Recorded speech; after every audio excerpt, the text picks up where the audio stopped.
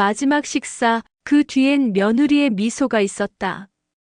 음식 중독으로 쓰러진 72세 여성, 그리고 기적처럼 살아난 그녀는 100일 후 완벽한 반격이 시작됐습니다. 사연 시작 전 구독과 좋아요 버튼 눌러주시면 사연의 재미가 2배가 됩니다. 사연 이야기 시작합니다. 제 이름은 정분자입니다. 올해 72이에요. 평생을 성실하게 살아왔고 남편을 먼저 떠나보낸 후에는 아들 경호와 며느리 수연이와 함께 지내고 있었습니다. 저는 평소에도 가족들 식사 챙기는 걸 좋아했어요. 아침엔 따뜻한 미숫가루, 점심엔 정갈한 반찬들, 저녁엔 영양가 있는 국물 요리를 꼭 준비했죠. 그런 제게 수연이가 먼저 요리를 해준다고 했을 때 사실 조금 의외였습니다. 어머님, 오늘은 제가 저녁 준비할게요. 요즘 건강에 좋다는 미역국 끓였어요. 수연이의 목소리는 평소보다 다정했어요. 며느리가 직접 끓인 미역국이라니 고마운 마음에 한 그릇 뚝딱 비웠습니다. 그런데 이상했어요. 미역국을 다 먹고 나니 속이 메스꺼웠고 머리가 어지러웠어요. 처음엔 단순히 소화가 안 되나 싶었는데 시간이 지날수록 몸이 이상해졌습니다. 어머님 괜찮으세요? 수연이가 걱정스러운 얼굴로 물어봤어요. 하지만 제 몸은 점점 더 이상해졌어요. 시야가 흐려지고 호흡이 가빠졌어요. 그리고 그 순간 수연이의 얼굴에서 스쳐 지나간 미묘한 미소를 봤습니다. 그 미소가 마지막 기억이에요. 의식을 잃고 얼마나 지났을까요? 병원 침대에서 눈을 떴을 때 의사 선생님이 심각한 표정으로 말씀하셨어요. 정말 다행입니다. 급성 중독 증상이었는데 조금만 늦었어도 큰일 날 뻔했어요. 신장 손상 직전이었습니다. 중독? 제가 뭘 잘못 먹었다는 걸까요? 아들 경호는 당황한 채 머뭇거리고 있었고 수연이는 눈물을 뚝뚝 흘리며 말했어요. 어머님 정말 죄송해요. 제가 만든 음식 때문인 것 같아요. 진짜 그런 의도 아니었어요. 어떻게 이런 일이. 그런데 이상했어요. 수연이의 눈물이 진짜 같지 않았어요. 연기하는 것 같았달까요? 그리고 제가 정신을 잃기 직전에 본 그 미소가 계속 머릿속에서 맴돌았어요. 그때 저는 결심했습니다. 일단 기억을 잃은 척 하자고. 여기. 어디예요? 저는 누구고? 당신들은 누구세요? 처음엔 단순한 직감이었어요. 하지만 며느리의 반응을 보니 제 직감이 맞는 것 같았어요. 수현이의 얼굴에 안도의 표정이 스쳐 지나갔거든요. 어머님이 기억을 잃으셨대요. 충격이 너무 컸나 봐요. 수연이가 경호에게 속삭이는 소리를 들었어요. 저는 완전히 기억을 잃은 사람처럼 행동했습니다. 가족들을 알아보지 못하는 척하고 간단한 일상도 잊어버린 척했어요. 처음엔 정말 힘들었어요. 평생 성실하게 살아온 제가 거짓말을 하고 연기를 한다는 게 마음에 걸렸거든요. 하지만 며칠이 지나자 수연이의 진짜 모습이 보이기 시작했어요. 어머님 상태가 이러시니까 당분간 제가 집안일을 다 맡아야겠어요. 수연이가 경호에게 말했어요. 그리고 슬그머니 제 방에 들어와서 이것저것 뒤지기 시작했어요. 저는 휠체어에 앉아서 멍하니 창밖만 바라보는 척했지만 사실 수연이의 모든 행동을 지켜보고 있었어요. 일주일이 지나자 수연이는 완전히 본색을 드러냈어요. 제가 기억을 못한다고 생각하니까 아예 대놓고 행동하기 시작했어요. 처음엔 조심스럽게 시작했어요. 제 방문을 살짝 열어보고는 제가 잠들었는지 확인한 후 몰래 제 서랍을 뒤지기 시작했어요. 저는 눈을 감은 척하면서 모든 걸 지켜봤어요. 수연이가 제 도장과 통장을 찾는 모습을 말이에요. 어머님 치료비 때문에 통장이 필요해요. 수연이가 경호에게 말했어요. 그리고 이틀 후 제 통장에서 300만 원이 빠져나갔어요. 하지만 그 돈이 어디에 쓰였는지 저는 알고 있었어요. 수연이가 명품 가방을 들고 집에 돌아오는 걸 창문 너머로 봤거든요. 샤넬 가방이었어요. 제가 평생 사보지 못한 그런 비싼 가방 말이에요. 수연이는 그 가방을 옷장 깊숙한 곳에 숨겨뒀어요. 어머님 상태가 이런데 내가 어떻게 명품을 사겠어요? 수연이가 경호 앞에서는 그런 말을 했지만 저는 모든 걸 다 봤어요.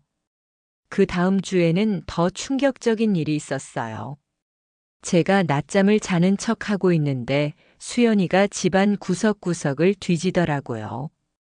남편과 제가 평생 모아둔 금반지들, 장롱 속 비싼 한복들, 심지어 제 어머니가 물려주신 비녀까지 하나씩 꺼내보는 거예요. 이것들 다 얼마나 될까? 수연이가 혼자 중얼거리는 소리를 들었어요. 그리고 핸드폰으로 사진을 찍더라고요. 아마 값을 알아보려는 것 같았어요. 가장 화가 났던 건 제 결혼 반지를 빼려고 할 때였어요. 제가 잠든 척하고 있는데 수연이가 조심스럽게 제 손가락에서 반지를 빼려고 하더라고요. 그때 정말 일어나서 뺨을 때려주고 싶었지만 꾹 참았어요. 어머님 반지 좀 맡아둘게요. 잃어버리시면 안 되니까요. 다음 날 수연이가 경호에게 그렇게 말했어요. 하지만 저는 알고 있었어요. 수연이가 그 반지를 감정받으러 다녀온 걸 말이에요. 며칠 후에는 집 서류들을 뒤지기 시작했어요. 등기부등본, 건축물 대장, 심지어 제가 가입한 보험 증서까지 모조리 찾아냈어요. 여보세요, 부동산 중개사죠? 네, 집주인이 거동이 불편하셔서. 일단 시세부터 알아보고 싶어요. 30평 아파트인데 재건축 예정 지역이에요. 수연이가 베란다에서 몰래 통화하는 소리를 들었어요. 제가 30년 동안 살아온 이 집을 팔려고 하는 거였어요. 최대한 빨리 처리하고 싶어요. 어르신이 언제까지 버티실지 모르니까요. 그 말을 들었을 때 정말 소름이 돋았어요. 언제까지 버티실지 모른다니 마치 제가 곧 죽을 거라고 확신하는 것 같았어요. 그런데 가장 충격적이었던 건 보험 담당자와의 통화였어요. 김수현 고객님, 시어머님 보험 건으로 연락드렸는데요. 아, 네. 어머님은 곧 돌아가실 분 같아요. 치매도 심해지고 몸도 많이 안 좋으시고 요양원에 보내는 게 낫겠어요. 보험금 지급 절차는 어떻게 되나요? 제가 알아서 처리하면 되죠? 수익자가 저로 되어 있죠? 어머님이 정신이 온전하실 때 바꿔놓으신 거예요. 그 말을 들었을 때 저는 온몸에 소름이 돋았어요. 언제 제가 보험 수익자를 수연이로 바꿨다는 거죠? 저는 그런 적이 없는데요. 나중에 몰래 보험 증서를 확인해 보니 정말로 수익자가 수연이로 바뀌어 있었어요. 제 도장이 찍혀 있었지만 저는 절대 그런 서류에 도장을 찍은 적이 없어요. 그때 깨달았어요. 수연이가 제 도장을 훔쳐서 몰래 서류를 조작한 거구나. 그리고 저를 죽인 후에 보험금을 타려고 했던 거구나. 수연이는 점점 더 대담해졌어요. 제 앞에서 대놓고 전화 통화를 하기 시작했어요. 네, 요양원 상담받고 싶어요. 치매 어르신인데 가족들이 감당하기 힘들어서요. 비용이 얼마나 되나요? 아, 그 정도면 괜찮네요. 어차피 오래 살지 못하실 것 같아서요. 제 바로 앞에서 그런 말을 하는 거예요. 저를 완전히 바보로 본 거죠. 그리고 집안 곳곳을 뒤지며 감나가는 물건들을 챙기기 시작했어요. 제가 아끼던 도자기들, 남편이 모아둔 골동품들, 심지어 제 어머니 유품까지 하나씩 없어지기 시작했어요. 어머님이 깨트리실 수 있으니까 안전한 곳에 보관해 둘게요. 수연이는 그렇게 말했지만 저는 수연이가 그것들을 몰래 팔고 있다는 걸 알고 있었어요. 가장 화가 났던 건 제 결혼 사진을 버리는 걸 봤을 때였어요. 50년 전 남편과 찍은 소중한 사진을 쓰레기통에 버리더라고요. 이런 낡은 사진들 왜 이렇게 많아요? 정리해야겠어요. 수연이가 혼자 중얼거리면서 제 추억이 담긴 사진들을 마구 버렸어요. 저는 밤에 몰래 일어나서 쓰레기통에서 사진들을 건져냈어요. 그리고 안전한 곳에 숨겨뒀어요. 그날부터 저는 본격적으로 증거를 모으기 시작했습니다. 72세의 나이에 탐정이 되어야 하다니 생각해보니 참 아이러니했어요. 먼저 부엌부터 뒤져봤어요. 수연이가 제 미역국에 뭔가를 넣었다면 그 흔적이 남아있을 거라고 생각했거든요. 향신료 통들을 하나씩 확인해 보니 고춧가루 통 뒤에 작은 약병이 숨겨져 있었어요. 라벨은 완전히 뜯어져 있었지만 냄새만 맡아도 독한 화학 냄새가 났어요. 마치 농약 같은 냄새였어요. 저는 그 약병을 조심스럽게 꺼내서 안전한 곳에 숨겨뒀어요. 나중에 분석해보면 뭔지 알 수 있을 거라고 생각했어요. 그리고 제가 쓰러진 날 저녁을 떠올려 봤어요. 수연이가 황급히 무언가를 치우는 모습이 기억났어요. 분명히 증거를 숨긴 게 틀림없었어요. 빨래통을 뒤져보니 맨 아래에서 이상한 행주를 발견했어요. 다른 행주들과 달리 이상한 냄새가 났어요. 아마 독을 탄 그릇을 닦은 행주인 것 같았어요. 하지만 가장 중요한 건 수연이의 말과 행동을 기록하는 것이었어요. 저는 작은 녹음기를 구입했어요. 경호가 시장에 갔을 때 몰래 전자상가에 가서 샀어요. 할머니, 이거 어떻게 쓰는 거예요? 점원에게 물어봤더니 친절하게 가르쳐 주더라고요. 그날부터 수연이와 보험 담당자, 부동산 중개사, 요양원과의 통화를 모두 녹음했어요. 어머님 상태가 이러니까 더 이상 버틸 수 없을 것 같아요. 빨리 정리하고 싶어요. 보험금은 언제쯤 나와요? 치료비라고 하기엔 너무 많이 들고. 요양원 비용은 한 달에 200만 원이라고요? 그럼 6개월 정도면 될까요? 모든 대화가 증거였어요. 수연이는 저를 6개월 정도면 죽을 거라고 생각하고 있었던 거예요. 저는 또한 수연이가 제 물건들을 훔치는 증거도 모았어요. 몰래 카메라를 설치할 수는 없으니까 물건들의 위치를 정확히 기억해두고 사진으로 찍어뒀어요. 오늘 이 자리에 있던 금반지가 내일은 없어졌다는 식으로 기록했어요.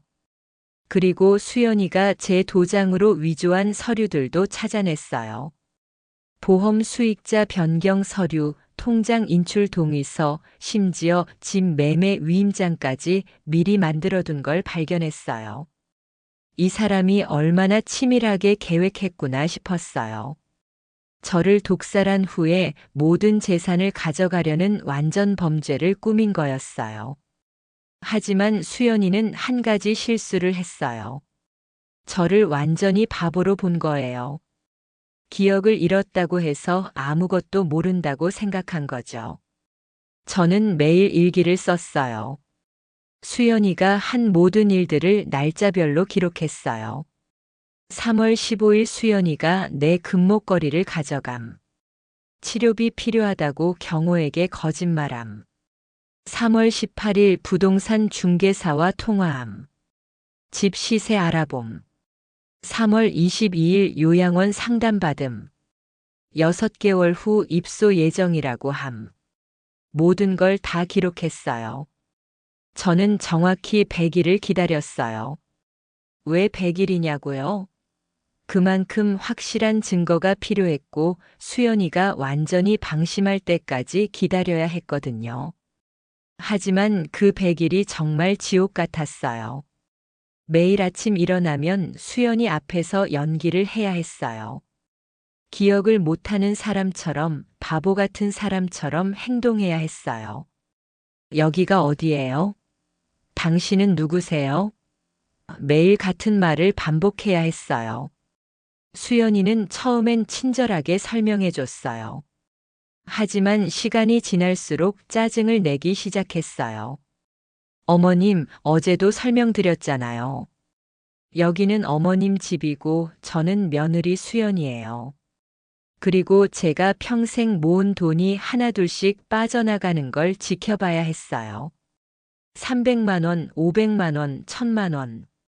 제 통장 잔고가 점점 줄어드는 걸 보면서도 아무 말 못했어요. 수연이는 점점 더 대담해졌어요. 제 앞에서 대놓고 사치품을 사고 친구들과 만나서 자랑하고 다녔어요. 시어머니가 치매 걸리니까 오히려 편해졌어. 이제 눈치 안 보고 살 수 있어서 좋아. 친구와 통화하는 소리를 들었을 때 정말 화가 났어요. 하지만 참았어요. 50일쯤 되었을 때 수연이가 정말로 저를 요양원에 보내려고 했어요. 어머님 상태가 이러시니까 전문적인 치료가 필요할 것 같아요. 수연이가 경호에게 말했어요.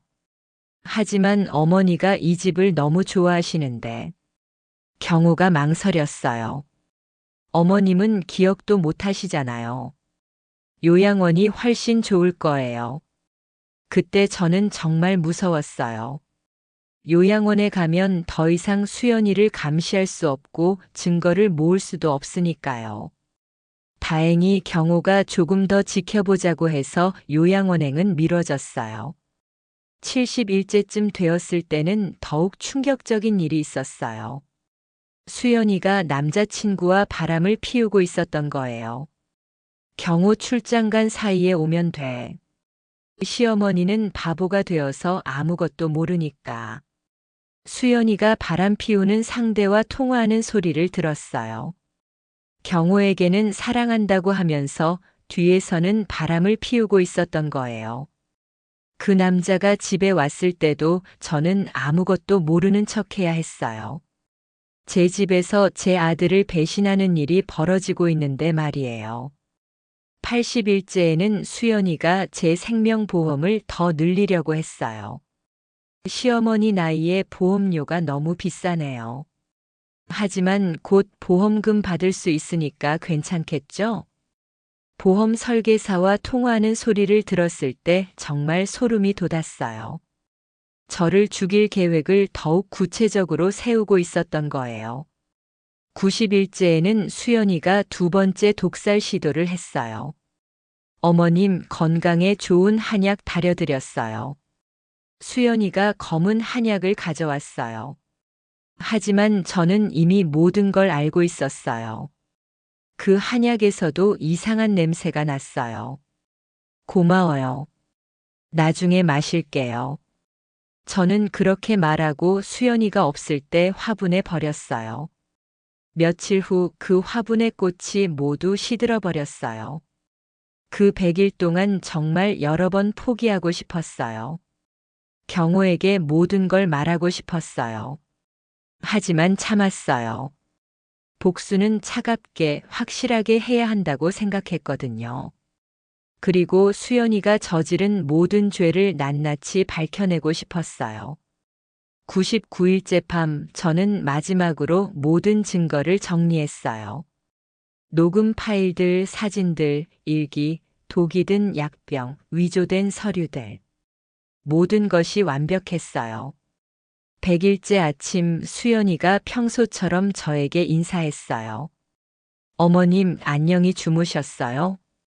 저는 마지막으로 기억 잃은 할머니 연기를 했어요. 당신은 누구세요? 수연이는 지긋지긋하다는 표정을 지었어요. 아마 내일이면 저를 요양원에 보낼 계획이었을 거예요. 하지만 수연이는 몰랐어요. 오늘이 마지막 날이라는 걸 말이에요. 드디어 100일째가 되었어요. 제 인생에서 가장 중요한 하루였어요. 아침에 일어나서 거울을 봤어요. 100일 동안의 연기로 제법 야위어 보였지만 눈빛만은 예전보다 더 날카로워져 있었어요. 오늘은 진짜 정분자로 돌아가는 날이다. 저는 마음속으로 다짐했어요. 경호가 출근 준비를 하고 있을 때 저는 서서히 변화를 시작했어요. 여기가 우리 집이죠? 평소보다 조금 더 또렷한 목소리로 말했어요. 경호가 깜짝 놀랐어요. 어머니, 기억이 나시는 거예요? 경호야. 엄마가 기억이 조금씩 나는 것 같아. 저는 아들의 손을 잡았어요. 경호는 너무 기뻐했어요. 하지만 수연이의 얼굴은 점점 하얘졌어요. 어머님, 아직 무리하시면 안 되세요. 천천히 회복하셔야 해요. 수연이가 당황한 목소리로 말했어요. 하지만 저는 멈추지 않았어요. 이제 시작이었거든요. 수연아, 고마워. 그동안 엄마 돌봐줘서. 저는 일부러 감사 인사부터 했어요. 수연이를 더욱 방심하게 만들기 위해서요. 수연이는 억지로 미소를 지었어요. 당연한 일이에요, 어머님. 점심을 먹고 나서 저는 본격적인 질문을 시작했어요. 경호야, 엄마 통장은 어디 있어? 요즘 왜 이렇게 잔고가 적지? 경호가 어리둥절해 했어요.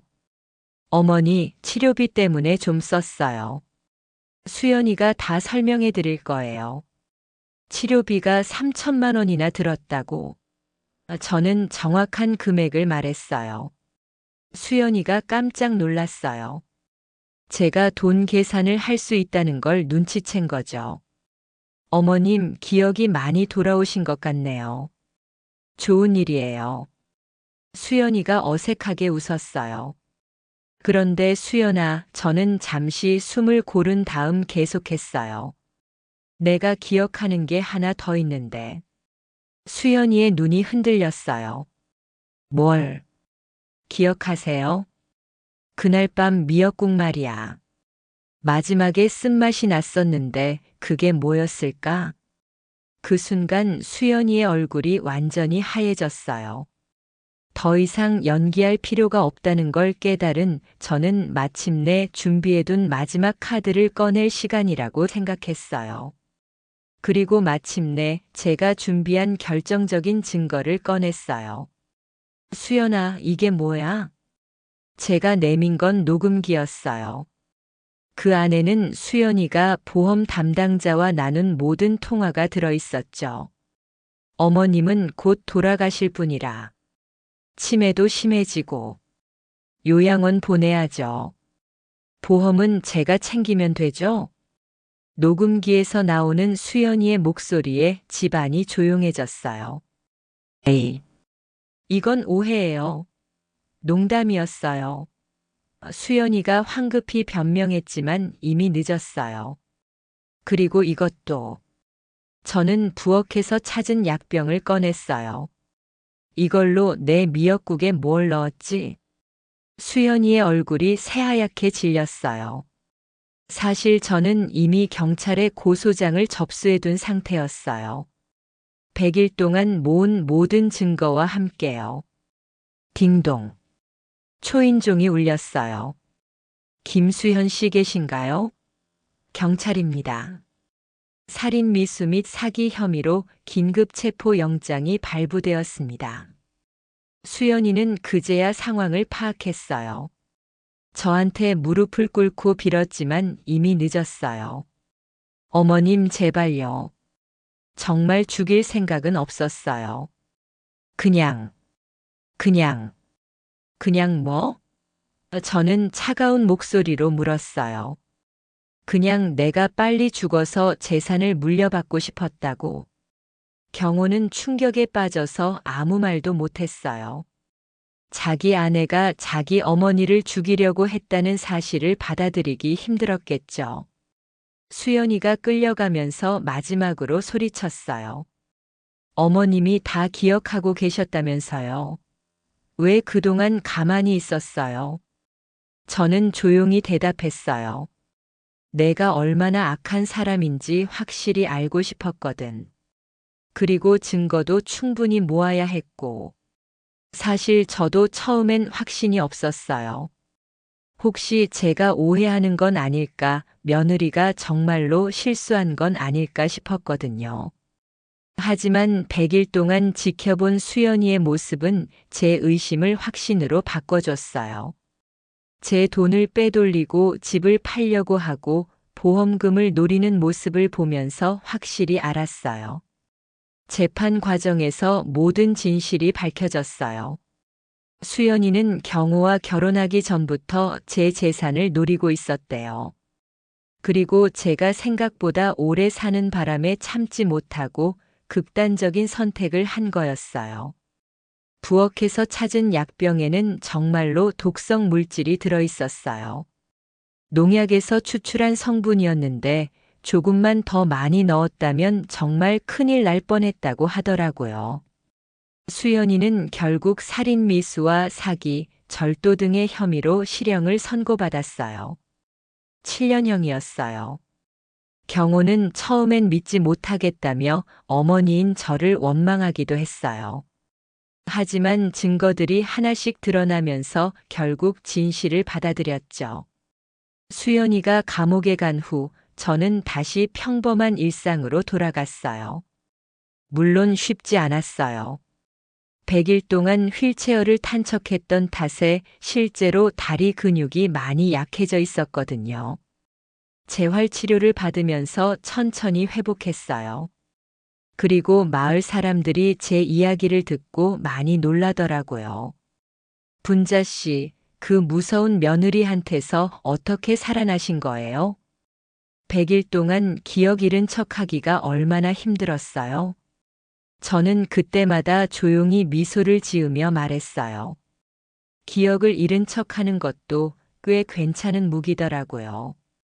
이 일을 겪으면서 많은 걸 배웠어요. 사람을 너무 쉽게 믿으면 안 된다는 것, 그리고 때로는 참을성 있게 기다리는 것도 필요하다는 걸요. 만약 제가 처음에 의심을 드러냈다면 수연이가 증거를 없애버렸을 거예요. 하지만 100일을 기다린 덕분에 모든 증거를 확보할 수 있었죠. 물론 그 100일이 쉽지 않았어요. 매일매일이 연기였고 제 돈이 빠져나가는 걸 지켜봐야 했어요. 하지만 결국 진실이 승리했어요. 지금은 경호와 둘이서 조용히 살고 있어요. 경호는 처음엔 충격이 컸지만 지금은 어머니인 저를 더 챙겨주려고 노력해요. 엄마, 앞으로는 내가 요리할게요. 엄마가 직접 만든 거 아니면 안 드실 거죠? 맞아요. 이제는 제가 직접 만든 음식만 먹어요. 그리고 경호가 만든 음식도 믿고 먹을 수 있어요. 새로운 며느리? 아직은 생각하지 않아요. 경호도 아직 상처가 많이 남아있는 것 같고요. 시간이 지나면 좋은 사람 만날 수도 있겠지만 그때까지는 모자가 조용히 살아보려고 해요. 가끔 마을 사람들이 물어봐요. 분자 씨는 어떻게 그 오랜 시간을 참으셨어요? 100일 동안 연기하기가 얼마나 힘들었을까요? 저는 그럴 때마다 이렇게 대답해요. 살아보니까 인생에서 가장 중요한 건 참을성이더라고요.